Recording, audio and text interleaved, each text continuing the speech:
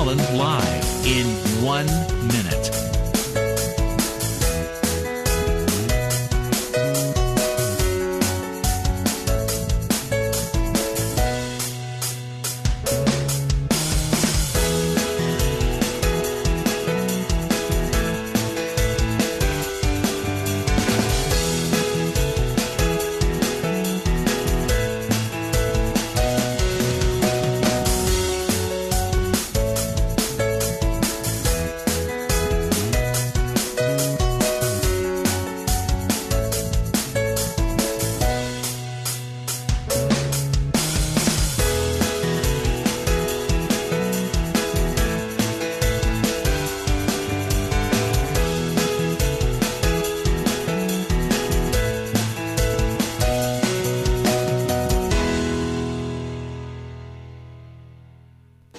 Welcome to Lynn Cullen Live at pghcitypaper.com. Email your questions and comments to Lynn at pghcitypaper.com.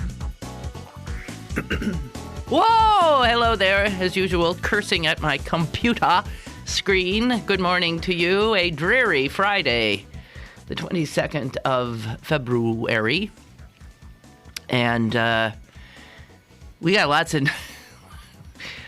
of news to discuss. In fact, where to start? The front page of the Pittsburgh Post-Gazette, which is the local paper I get, is an embarrassment. It's just an embarrassment. And it says something about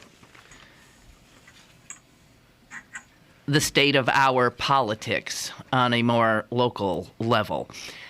Both city and state. We know we're fed up at the national level, but good God almighty.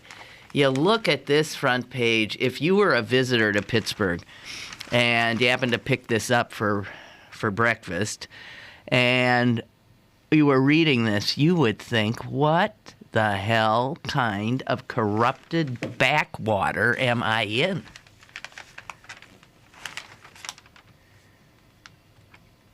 So you have the continuing sort of exploding story of the police department and now the mayor becoming entangled and debit cards and efforts to avoid media scrutiny and you've got all three Orie sisters now convicted. It is simply amazing how people in a position of trust and authority and power abuse the privilege. I suspect it has ever been thus, but there are cultures in which this kind of chicanery thrives more than in others, where certain assumptions rule. And the major assumption is that, well, you know, they all do it, or what do you expect? Bunch of politicians. The assumption that there will be corruption of those who we put in positions of authority. I got to tell you, it doesn't have to be like this.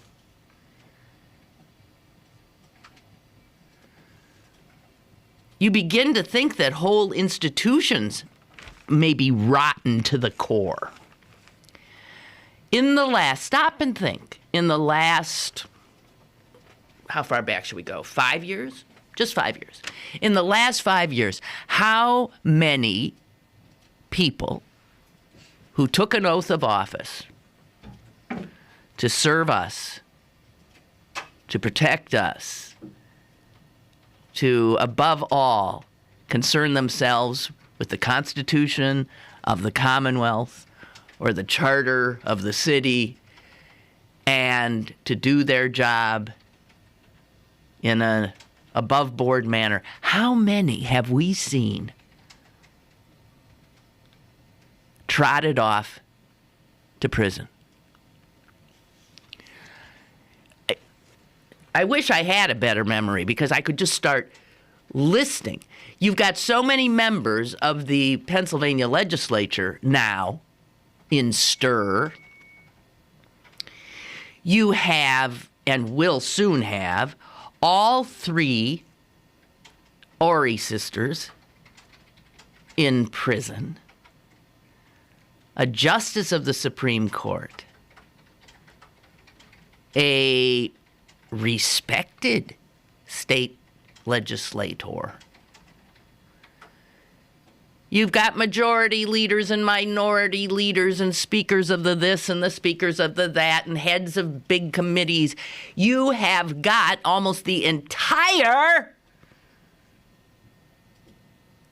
the legislature, now the Supreme Court, the police department, the mayor's office, all tainted. It's mind-blowing. The problem with this kind of just constancy of just constant, is that you do begin to think that this is the way it is. I swear, there are cities and there are states where people are not imprisoned all the time who have been put in these places of trust and authority, or certainly not in the numbers that we have. Theft of services, conspiracy, misapplication of government funds. This is a woman, former justice, believe me, Joan Orie Melvin, who sat in judgment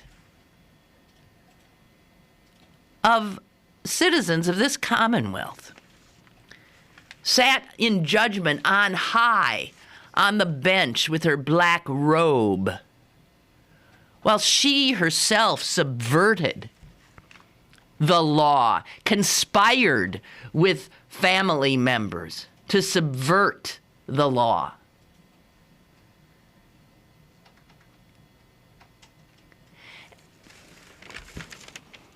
We can have a discussion later on whether or not this sort of clarifies for some people the stupidity of electing judges. All of these criminal offenses were because the justice had to be elected to this position and then re-elected to the position. Which is not to say that other justices do the same. I don't know. As for trying to sort out what will finally be determined to be fact and fiction in the growing, this thing is starting to look like a serious viral infection, in this spreading corruption that began in the special events office of the police department, which has already taken down the chief of police, which is threatening to take down others. We have other suspensions of officers and civilians in the police department. We already have a grand jury, seated and looking into this stuff. We've got the FBI on the case. We have U.S. attorneys carrying boxes out of credit unions. We have what looks to be a first-class mess. We have asked a reporter to join us around the half hour. And that would be Chris Potter. Yes, I know he's the editor, but he's a reporter, and wanted to talk to him about his his feelings about what the morning's news has brought us. For those of you who haven't paid attention, at least in the last 12 hours or so, since this story is so rapidly changing, the mayor has a security detail made up of police officers. And this mayor, for some reason, and it's been noted before, goes nowhere, it seems, without them. And even more than one. I was at a recent event at the Shenley ice rink that was mostly families and children. And the mayor showed up there. And he had, he has security with him. What? Why? He has security with him when he travels out of the city. I'm not sure why. But now one of the former security guards, former police officer, is saying that the mayor and the public safety director, who's this sort of strange, quiet character in all of this thus far, Mr. Huss,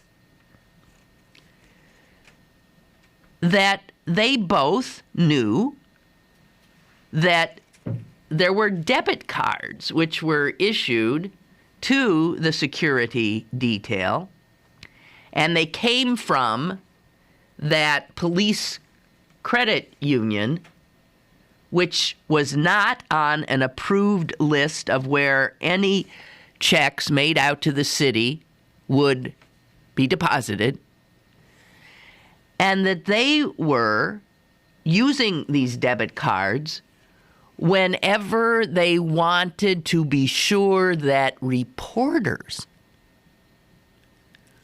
would not be able to trace what money was spent on. In other words, reporters can file, and we'll get more of this from Chris, reporters will file a freedom of information request.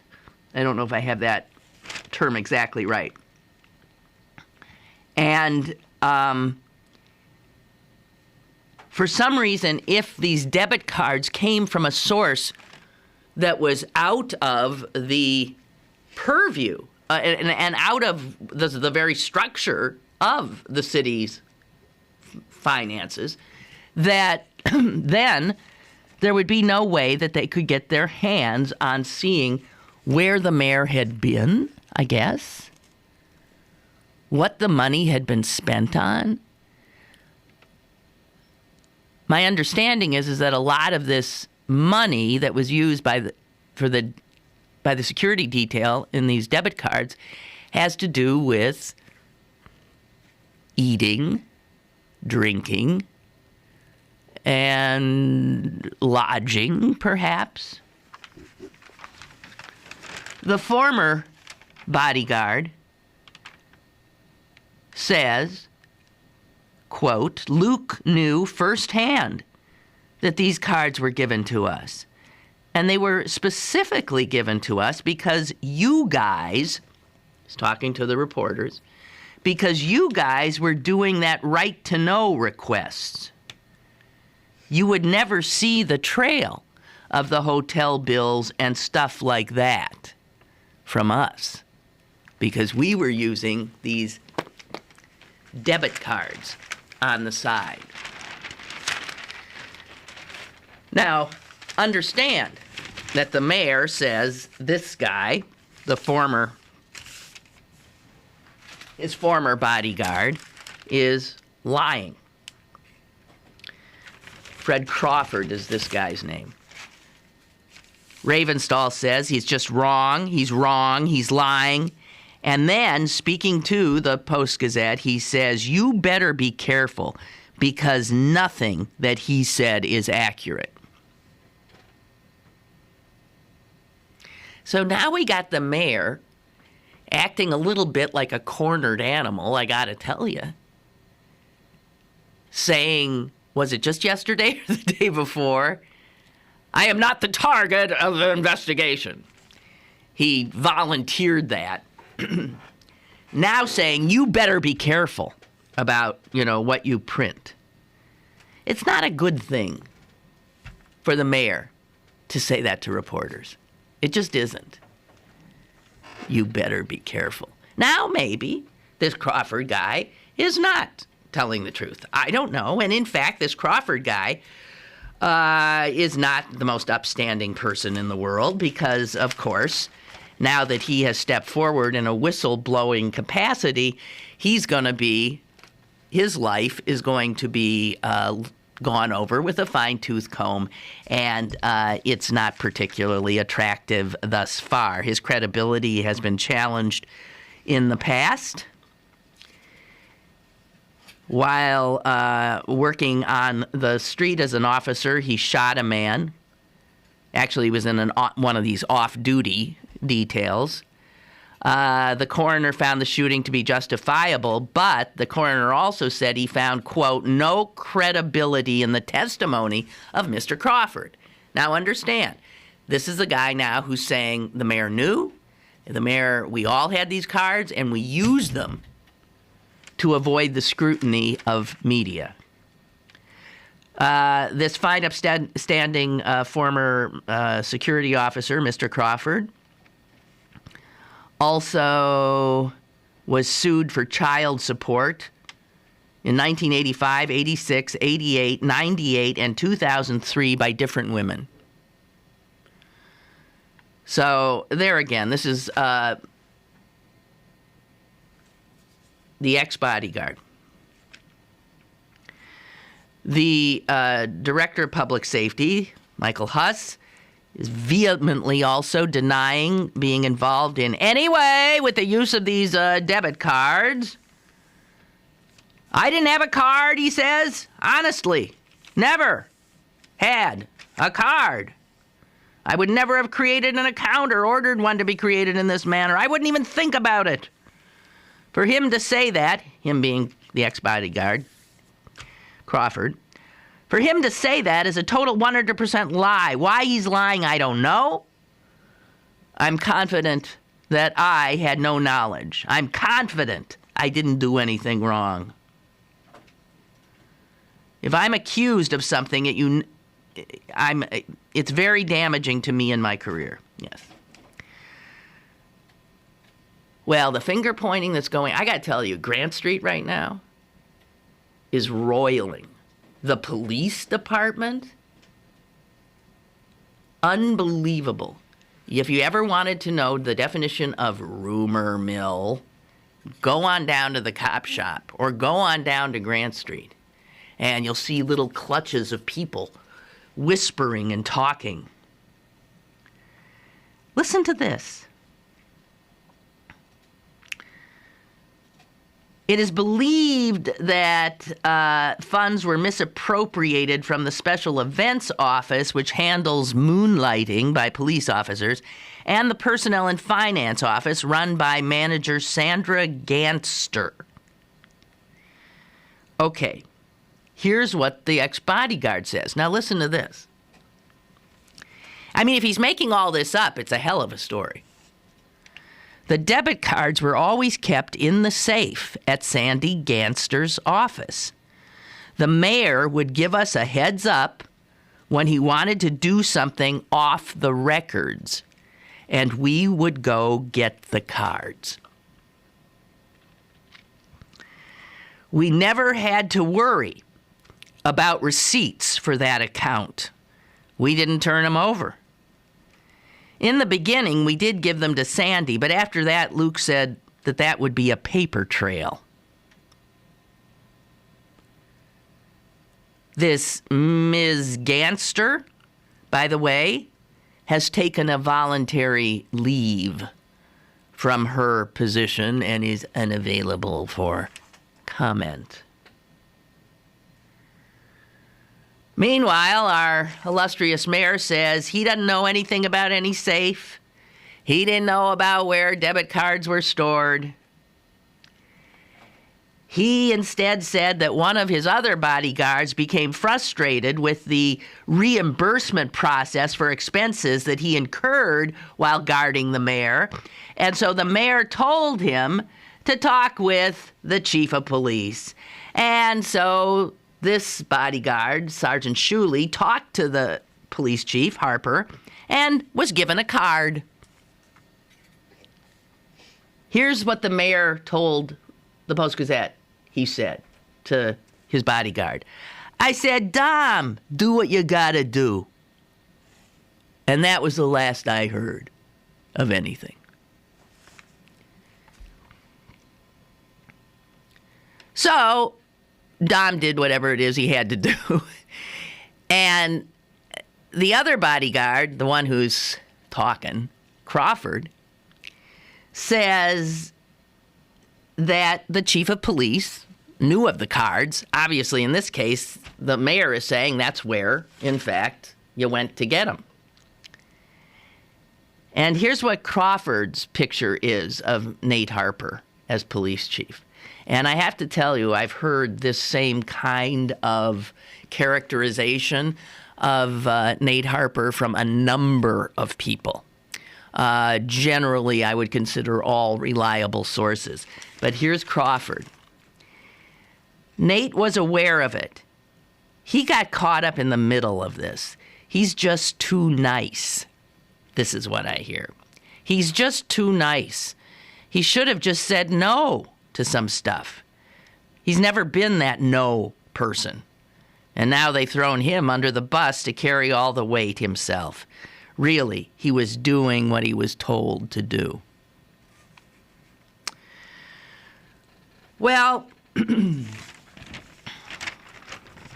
this is slimy. This is, I don't know. And I was asking the question the other day, why the heck would the mayor, after he tells Harper to leave, the chief of police, why would he appoint in Harper's stead an acting chief who, in fact, ran the office, Regina McDonald, and she's the one who, I guess, was in charge of the very office that is under suspicion. And now she's the chief of police. And it's spelled out, actually, in another piece in the Post-Gazette, which says that essentially there was no one else. Every other possible chief in the department, whether they were a deputy chief or a commander or a associate commander or whatever on the next level down, they're all sort of caught up in this. They're all somewhat under suspicion. So, I guess she was the only one who, I don't know. Both Deputy Chief Paul Donaldson and Assistant Chief of Operations Marita Bryant had credit cards listed in their name in conjunction with the Federal Police Credit Union, which is not an authorized depository. So these two had these cards that weren't to be used. Assistant Chief of Investigations George Trotsky has a history that includes allegations of domestic violence. And he's always been a lightning rod. He wasn't somebody that could be elevated to acting chief. And he says of the acting chief, McDonald, I have no reason to believe that in no way was she conflicted or that she did anything wrong. Well, yeah, Luke, but, at this point, I don't think any of us are thinking that we should necessarily believe anything you say.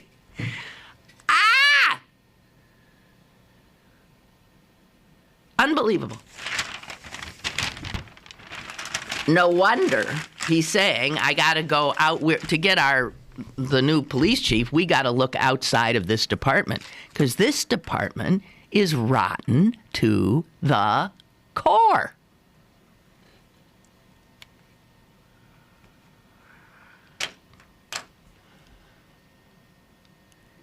the head of the police union says, "We're placing our faith in the public safety director." That's Mr. Huss. "People are saying stuff to our officers out in the streets. We just want to, as quickly as possible, restore integrity to the department." Well, let me just say about that. This department, as far as I know, has never been known as a bastion of integrity. So I don't think it's about restoration of integrity. Integrity would be something new to this police department. This is the department that is constantly, it seems, being put under oversight by other outside agencies. This is a department that has been an embarrassment, truly, to this city for some time. And it looks like this whole thing is going to be the cherry on top, and a lot of heads are going to roll before it is over. Let me get a break out of the way. I'll come back, get to all your emails, and also we'll be expecting Chris Potter in just a moment.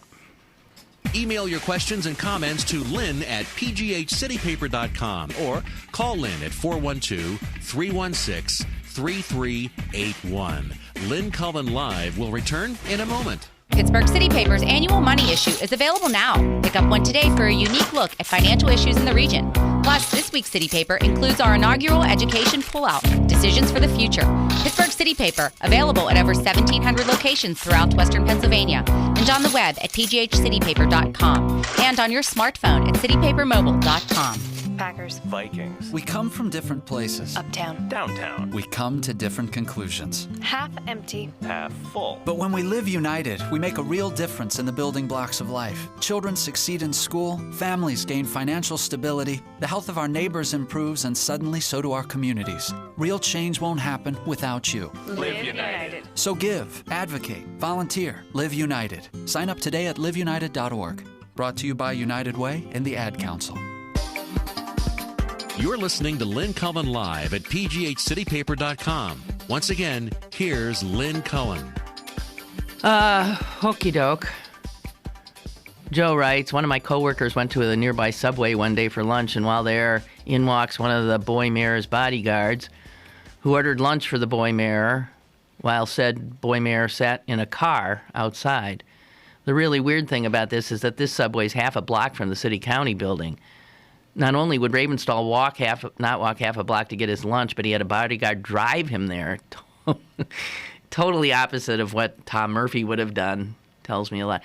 Well, I don't know what... I think Luke likes the trappings of being the mayor. You know, he's got that big black car, and he's got a driver, and he's got other guys, and they got guns, and they take him everywhere and do anything he wants them to do.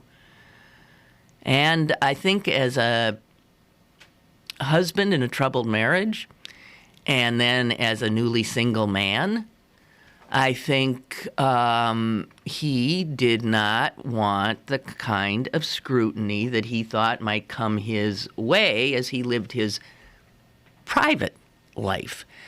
But that suggests that this is a city with a reporting culture which would care about what Luke was doing and who he was doing it with. I have to tell you, there's not a paper in town, including City Paper, the alternative paper, that would ever go there. That's not the way this media works. We don't have like gossipy tabloids in town. And because of his secrecy and because of his sort of prickliness with media, he has few friends in the media. It's true. Few friends. And he's almost created the kind of adversarial situation that he so resents. Here's Chris Potter. We're up and running. Hey. Okay, so listen, Potter. Yeah. I can't wait. You know, I wake up in the morning and can't wait to see the paper. Yeah, I'm sure Luke Ravenstahl feels the same way. Okay. Now, all right. Now we have this Crawford ex-bodyguard,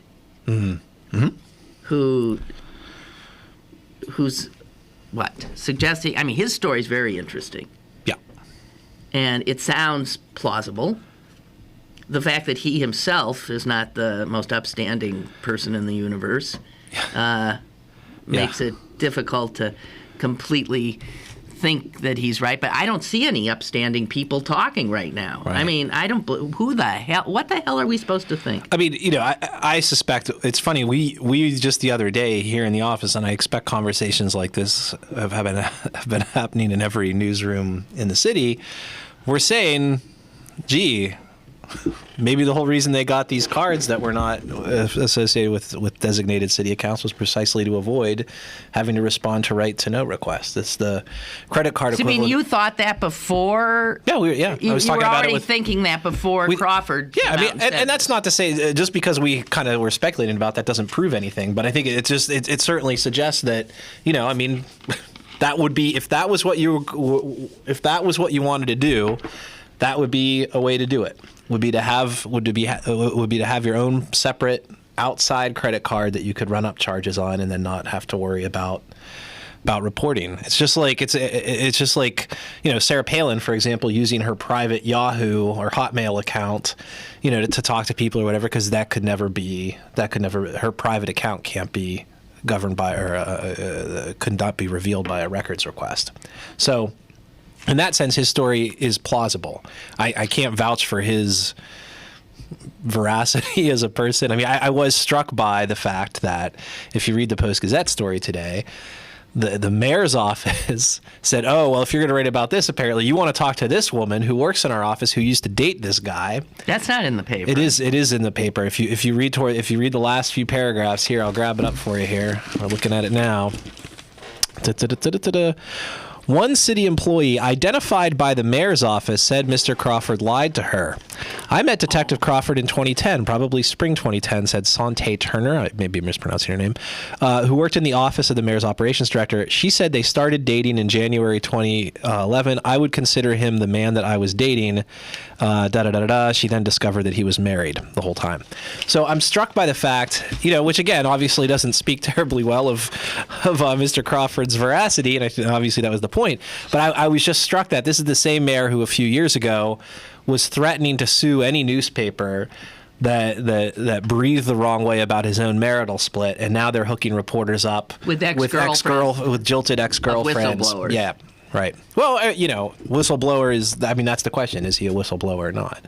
This is obviously and there are a couple places in that story where it's you know, a very none too subtle signal that somebody's going to get sued here. You've got the mayor saying to the reporters, you need to be careful. Yes. And what exactly he's saying, you need to be careful because what? I mean, what did he mean? I mean, he can't be. What? He's going to sue? What? The media? I mean, you know, clearly, if you were to pass along, I mean, let's say for the sake of argument, this guy's story was not true; that it was entirely made up, as the mayor suggests. He would certainly have grounds for a lawsuit against him and against the publication that, you know, publicized what he had to say about the mayor. I mean, that would certainly be, lawsuits have been filed on far less grounds than that, assuming that he's not. Yeah, but if you're a public figure, yeah, I think that's not a winning suit. Well, in the course of sort of an unraveling scandal. Oh well, I mean, look. First of all, it doesn't. You don't have to have a winning suit to file a suit. Well, that's true. And you can drag these things out for years if that's what you want to do and make life miserable for everybody involved.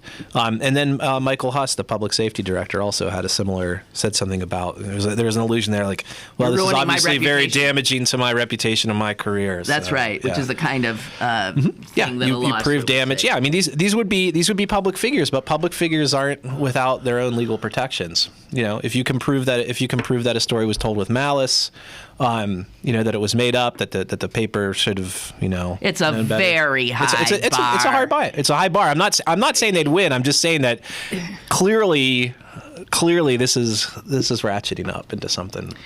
Well, see, now the thing that is ratcheting up, you got I can't imagine this. As you read this, just as somebody who doesn't know much, just reading this sounds like a den of vipers now. I mean, it just everybody's everyone for himself. You can see everybody's pointing fingers at somebody else. This seems like a disaster. I mean, just total disaster for the mayor.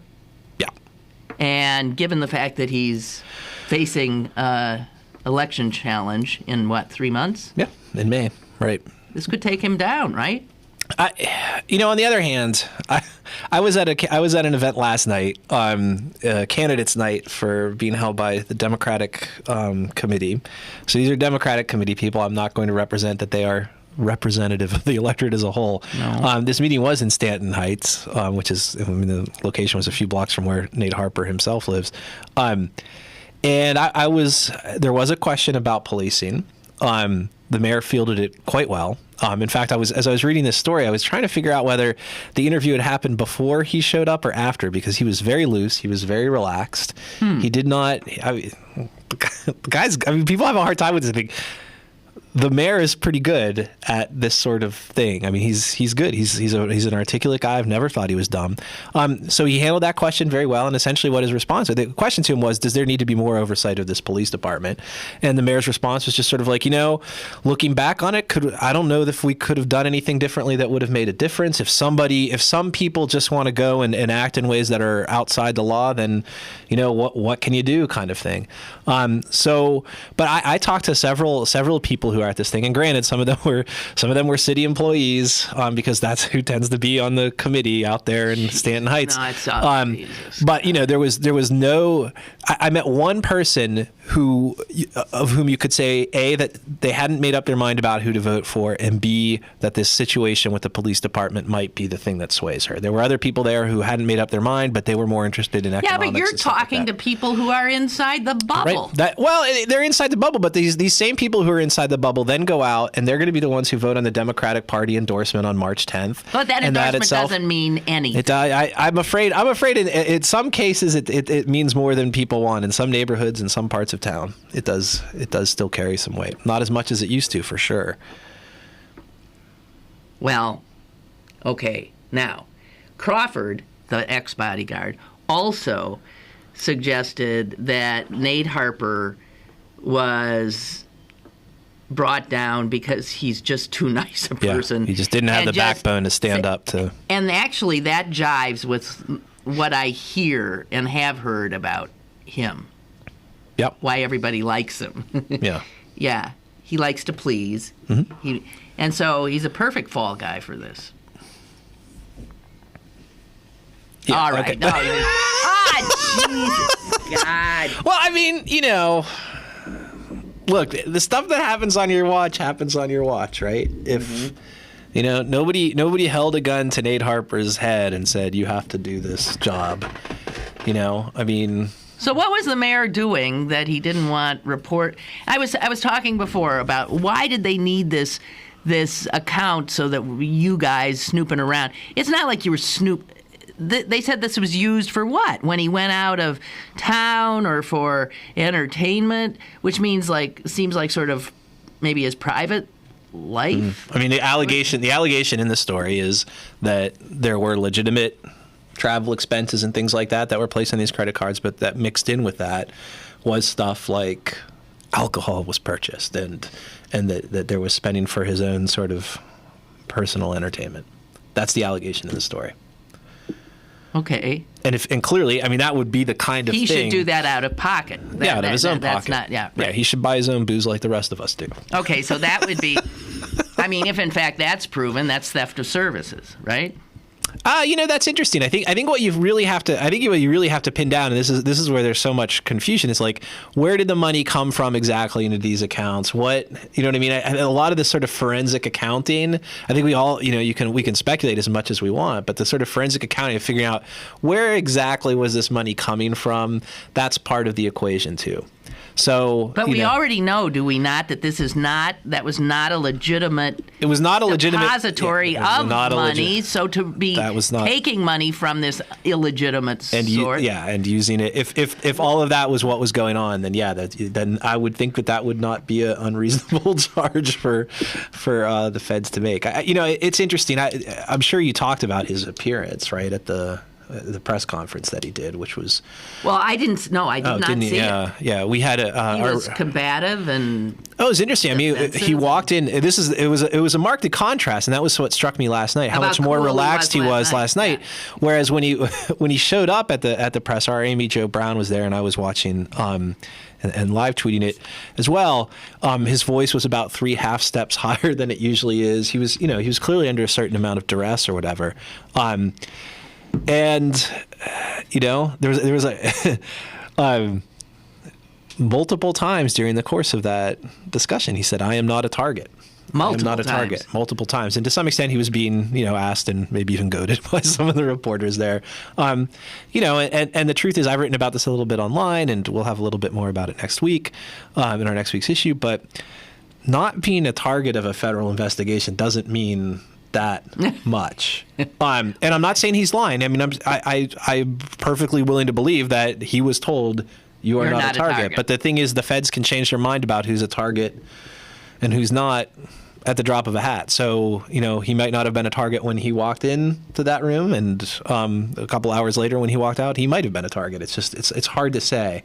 But the fact that he sort of insisted on that point, I think the people I talked to last night thought, well, okay, he's not a target. That's good to know. I'm glad to hear that. But it doesn't necessarily mean what people think that it means. Some people have made something of the fact that when he went to talk to the FBI, did he go to them or they came to him? They called him. They called him, and then they called him in to ask him questions. So he came to them after. I mean, it was on their turf that this discussion took place. Yeah. That he brought a private attorney. Right. Yeah. Well, people and also a city attorney. That's what he said at the. So he had his own attorney, and he had people have suggested. And he was asked about that. He was nervous. Look, I would be nervous too, and even if I was innocent. Even if I was 100% innocent, if the FBI called me up to ask questions, you feel guilty immediately. I would be nervous. Okay.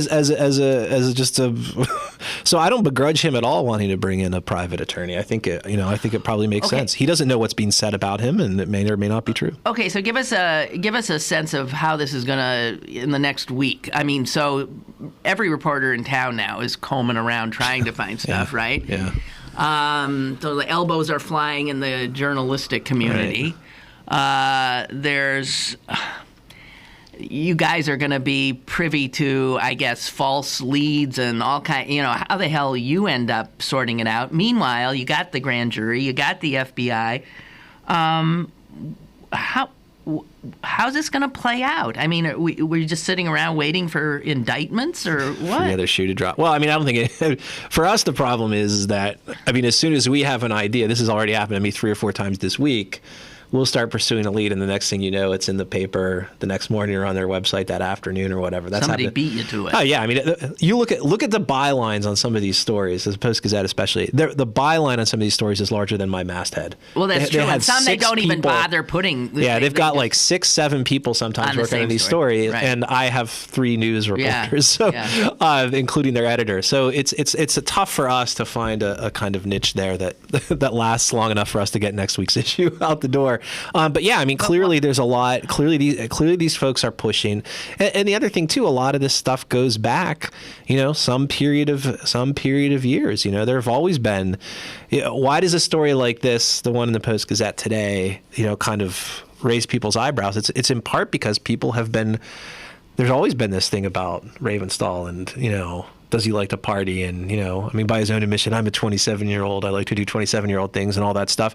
So when you have a former bodyguard saying, yeah, we used to go out and he'd get drunk on these credit cards or whatever, we buy alcohol with them. People are going to sort of think, oh, well, now all the pieces are falling into place because this is what I always kind of suspected. So you'll definitely see reporters continuing to pursue all that stuff. Nobody's going to wait for the grand jury to do anything. This is not going away.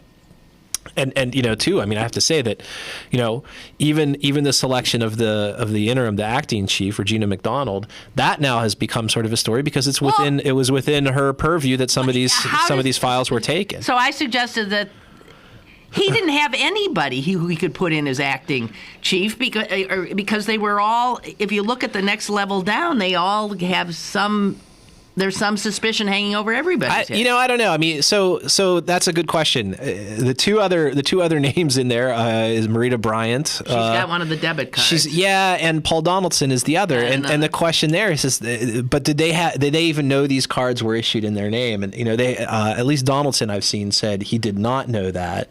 And from some of the people I've talked to, they find that to be plausible.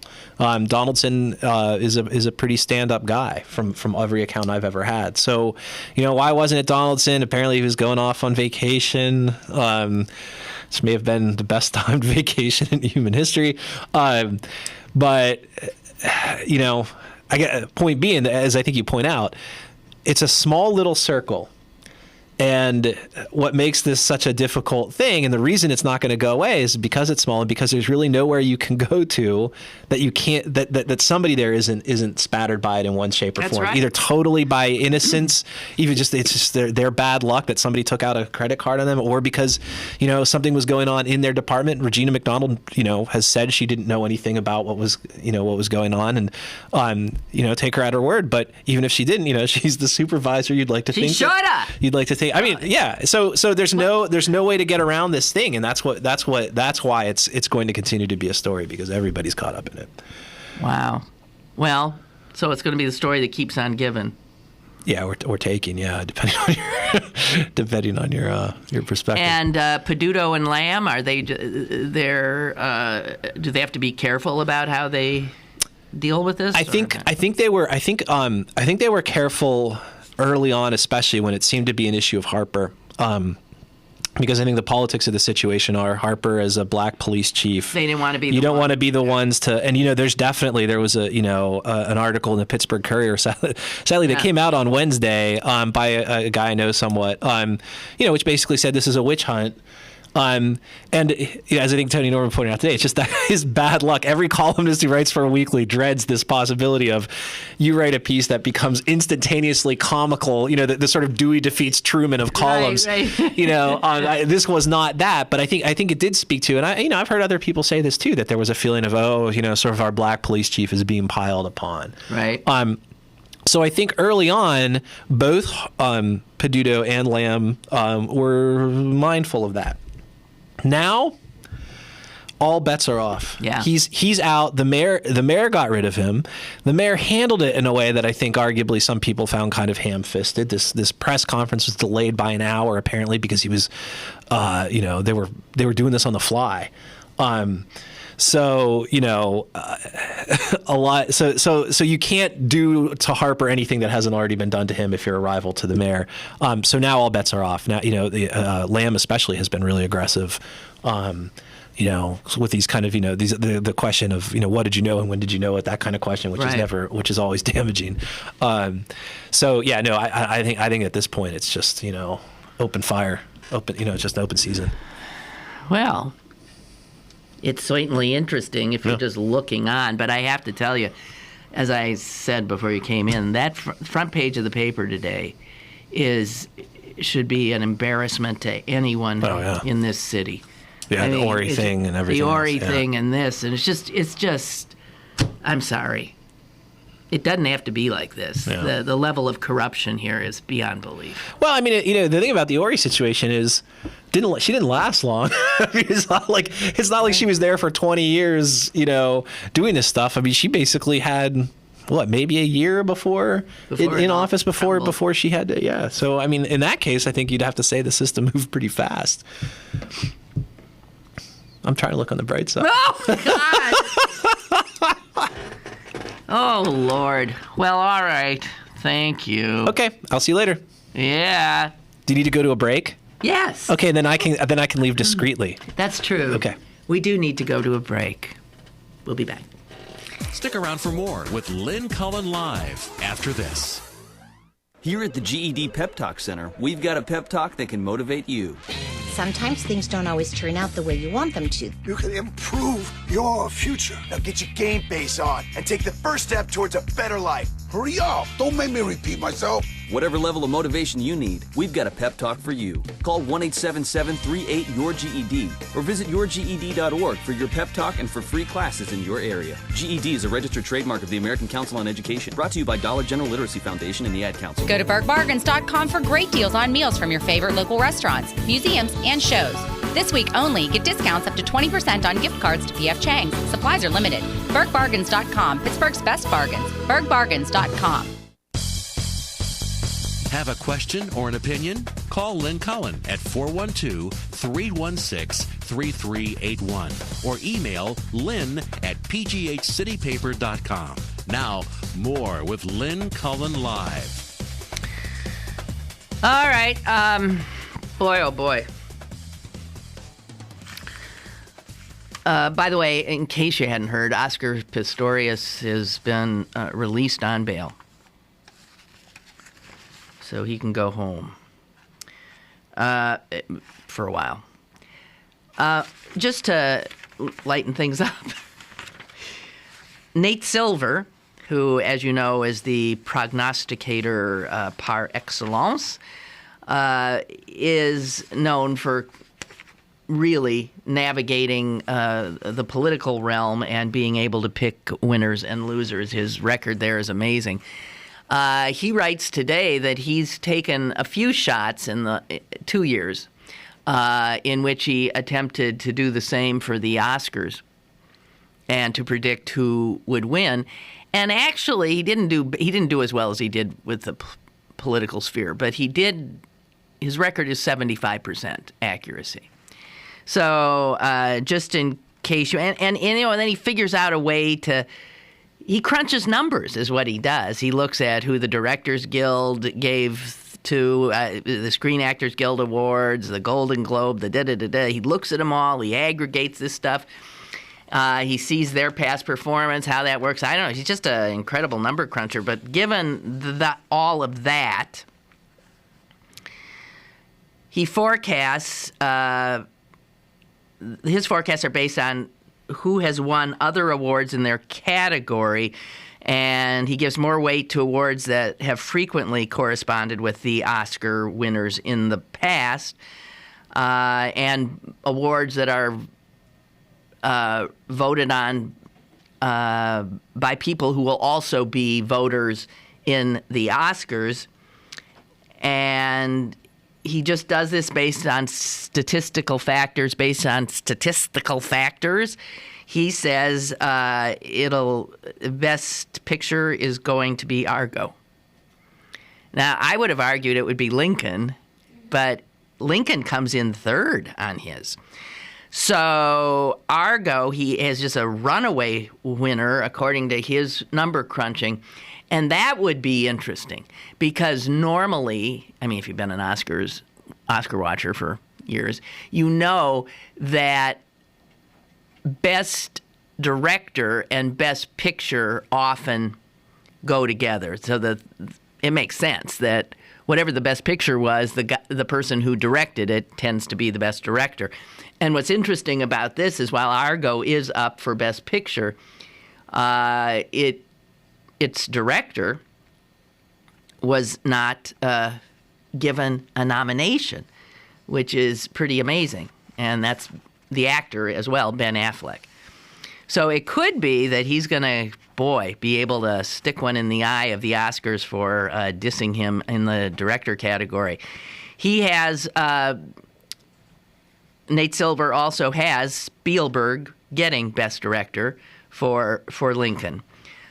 He has Daniel Day-Lewis winning Best Actor, which I think everyone would agree with.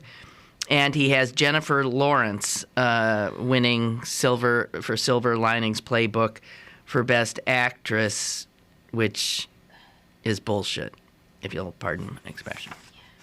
She's a wonderful actress, but he has Tommy Lee Jones winning Best Supporting Actor for Lincoln, and I am in agreement with that. And he has, Anne Hathaway winning Best Supporter for her poignant performance in Les Miserables. I think he's going to score 100% on that. I absolutely agree with him. Okay.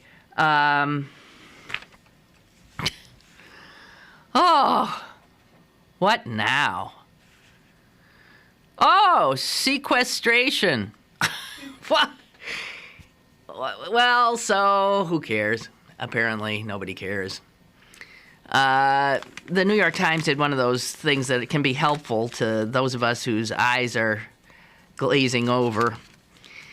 I was talking to my sister Susan yesterday, and she was saying, the thing is that we, the people, have been jerked around so much so in the last few years because of the recalcitrance of the Republicans and, their unwillingness to raise the debt ceiling. And then they had the fiscal cliff, and then they have this. And then they're always taking things to, they're threatening to take the whole place down. And that we, the people, are just so exhausted by it that we're not really, I do get that impression, everybody does, that we're not paying attention to this one. It's like, oh, well, okay, it's the same old dance they've been doing, something will happen, it'll be okay. But unfortunately, the White House was hoping to energize we, the people, and get us to light fires under the legislators, the members of Congress and the Senate. And what is that? Excuse us, there's just an odd sound happening here. Yeah, okay. I don't feel threatened. Do you, Jess? No, it's just weird. Okay. And we're not helping them. We're not, because we're just tuned out. Anyway, they ask questions and then give you the answers. We were talking the other day about why do you call this thing a sequester? The answer is that budget laws have periodically allowed the executive branch to make small across-the-board spending cuts to the levels initially appropriated by Congress. These cuts are known as sequestration because the government withdraws the money after Congress has released it. If you understood that, fine. I didn't. Can federal departments and agencies choose which programs will be cut? And here's a startling answer to me: no. Everything is subject to the same percentage cut. And while that spreads the pain, it also prevents agencies from focusing cuts on programs that may be ineffective or inefficient or can withstand cuts more than others. So, or not allowing cuts in areas that may truly affect public safety. None of that. There can be no there can be no judgment. It's just this massive across-the-board cut. Same percentage for everybody. And they say, even if this thing happens, you're not going to notice much of anything until middle of March. In the middle of March, people who get unemployment checks are going to notice they're lower. Also, doctors who get reimbursement for Medicare patients are going to see a substantial reduction in how much money they're given. 45 days from so I guess it'd be mid-March, layoffs and furloughs will then begin in the Defense Department, and those have to be civilian. So you're going to have huge numbers of people being shown the door. Also, air traffic controllers will be furloughed. And so if you're traveling, they said it'll be like a major snowstorm every day. Meat inspectors will be furloughed, so supplies of meat, poultry, all that kind of stuff, and other foods will be affected. Prices will go up. So, I mean, you'll just see it in a million different ways, and all this because the Republicans are doing the only thing that they now know how to do, which is throw wrenches into the works and bring everything to a grinding halt. One of you writes, was wondering if you might address Jesse Jackson Jr.'s recent arrest. As the hipsters say, just asking. I haven't said anything about it. It's just a sad, again, it's this, to me, unbelievable craziness of people in positions of trust in which they violate the trust. I don't get it. I just personally don't get it.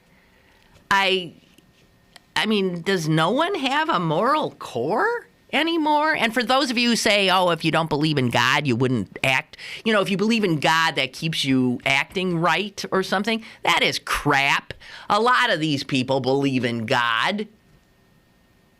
And a lot of atheists who don't believe in God have strong moral cores and would never do this kind of thing. And as for the fact that he had, what's he been said to have? He got some mental issues, depression, and maybe, why am I blanking on the high-low thing? That's not an excuse. You take money given to you by people who are trying to help you get elected, and you buy Michael Jackson's cape and you know, a $45,000 Rolex watch, and for that you throw your life away? I'd say the same thing to the Orie sisters. What? You know, the only thing you have in life is your own honor. Really, when all gets stripped away, it is your honor. And that some people don't understand that is mind-boggling to me. I don't understand that. I can no more comprehend what he did and his wife did than I can comprehend what the Orie sisters did. Or what anybody down there on Grant Street now who's embroiled in this craziness is doing. It's so often for nothing. For big, or unnecessary. And people who are educated. So it has nothing to do with being smart. God knows, because it's stupid as hell. But it has to do with somehow never having learned or internalized what is right and what is wrong. And that your word, if you pledge, that's your bond. It's like I will go to my grave not comprehending how anyone can spend their lives making trouble. I mean, I just don't understand how people, can hurt people willingly. I mean, I don't get that. I don't understand how people whose free will allows they choose to be bad. I don't get it. I'll never understand it. And I'll never understand any of this. Ever. It's so confusing. Oh, Ray writes, that he knows Paul Donaldson, who is the one of the people who might have been the acting police chief. He says he knows him personally, knows his whole family, and would trust any one of them. Ray, we take your word to heart. Paul Donaldson is a conscientious and honest man who does not deserve to be included with these reprobates. But, unfortunately, Ray, when you have this kind of institutional appearance of institutional corruption, everybody in that group gets tarnished. The few bad apples, right? Although in this case, in the police department, it sure seems like there's more than a few. Something is so out of control down there. And I'm sorry that there are good men and good women caught up in it and tarred because of it. I truly am. But thank you for that note. And Paul Donaldson thanks you as well, I'm sure. You're a good friend. Okay, that's it. That's it for me. If you want more of this, I'm sure the Friday night show I'm on at 7:30 on WQED 4802 will be jabbering quite a bit about the mayor and the police and all of this, because that's what we do, and the Orie Melvin. And what a depressing way to start the weekend, to talk about all these awful things. Anyway, so there is that. And meanwhile, have a great weekend. And I'll see you Monday, and we'll, I don't know, talk about the fact that Argo won Best Picture, but Ben Affleck wasn't even nominated for Director. Okay? Bye.